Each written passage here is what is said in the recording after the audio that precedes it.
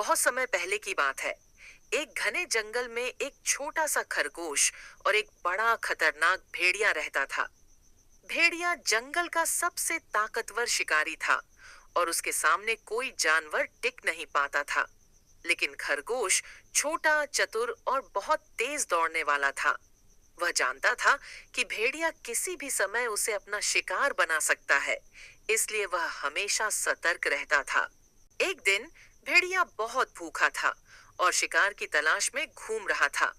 तभी उसने खरगोश को देखा, जो एक पेड़ के नीचे आराम कर रहा था। भेड़िया सोचने लगा, आज मेरा भोजन तैयार है। अब इस छोटे से खरगोश को पकड़कर खा जाता हूँ।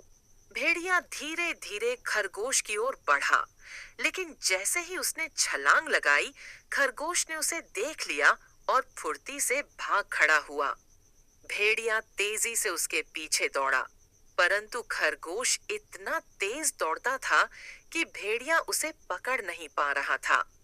खरगोश ने चारों ओर देखा और भागते भागते एक गुफा के पास पहुंच गया।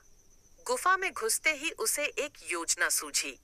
खरगोश ने गुफा के भीतर जाकर चिल्लाया, अरे गुफा, आज मैं वापस आ गया हूँ। क्या तुमने अपने नियम को याद रखा है? भेड़िया यह सुनकर हैरान रह गया। उसने सोचा कि इस गुफा में जरूर कुछ खास है, जो खरगोश इतनी कॉन्फिडेंटली बोल रहा है। भेड़िया छिपकर सब कुछ सुनने लगा। खरगोश ने फिर से चिल्लाया, गुफा, क्या तुम मुझे जवाब नहीं दोगी? अगर तुमने मुझे जवाब नहीं दिया, तो मैं समझ जाऊंगा कि तुमने अपने पुराने नियम को भुला दिया है। भेड़िया अब तक सब कुछ समझने की कोशिश कर रहा था। तभी उसे एक आइडिया आया। उसने सोचा, यह गुफा शायद खरगोश से बात करती है। अगर मैं गुफा की आवाज निकाल दूं, तो खरगोश समझेगा कि गुफा सचमुच उससे बात कर रही है, और जैसे ही वह अंदर आएगा, मैं उसे पकड़ लूंगा। भेड़िया ने अपनी आवाज बदल कर कहा, आओ खरगोश, मैं तुम्हारा स्वागत करती हूँ, अंदर आओ। खरगोश को भेड़िए की चाल समझ में आ गई। उसने अंदर से ही कहा, ठीक है गुफा, मैं अंदर आ रहा हूँ। लेकिन वह अंदर नहीं गया। उसने बाहर की ओर तेजी से दौड़ लगा दी। भेड़िया उसके जवाब का इंतजार कर रहा था और समझ नहीं पाया कि क्या हुआ। जब उसने देखा कि खरगोश भाग चुका है, तब उसे एहसास हुआ कि वह चाल में फंस चुका है।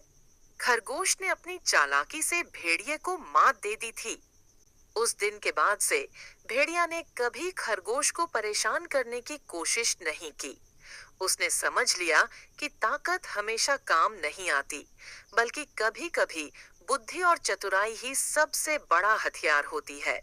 इस कहानी से हमें यह सीखने को मिलता है कि चाहे आप छोटे हों या बड़े, अगर आप समझदारी और होशियारी से काम लेते हैं, तो आप किसी भी मुसीबत से बच सकते हैं।